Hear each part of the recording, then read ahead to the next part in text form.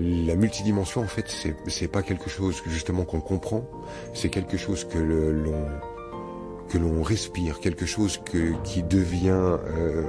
c'est une mémoire qui te revient, la multidimension. Et justement, c'est marrant que tu dises comment on le comprend, c'est que la compréhension, c'est l'obstacle. C'est-à-dire que lorsqu'on cherche à comprendre la multidimension, on ne peut plus la comprendre, parce qu'elle est incompréhensible de nature. La multidimension, c'est quelque chose, en fait, que tu acceptes sans preuve, que tu acceptes sans comprendre.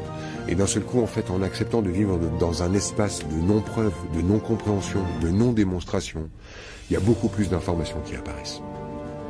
Moi, ce sont des masses d'informations que j'ai accepté de contacter lorsque j'ai accepté de ne pas pouvoir les démontrer, de ne pas pouvoir les prouver, de ne pouvoir convaincre personne.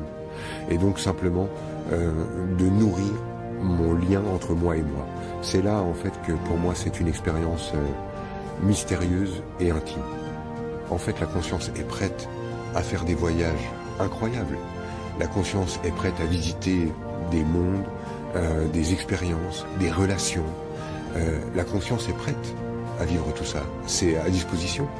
En fait ce qui empêche ça, c'est ce qu'on désire récupérer à travers ça. Lorsque j'accepte la gratuité de l'expérience, que je ne désire pas en retirer quelque chose, que je ne désire pas fabriquer une construction de ma personnalité ou de mon identité dans ce que je vais aller voler à moi-même finalement dans l'autre monde, d'un seul coup ma conscience est complètement d'accord pour faire le chemin.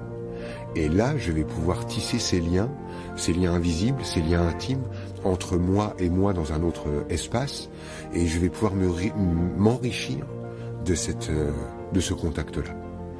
Mais c'est ça, ça doit presque être vécu dans le silence que nécessitent les relations sacrées.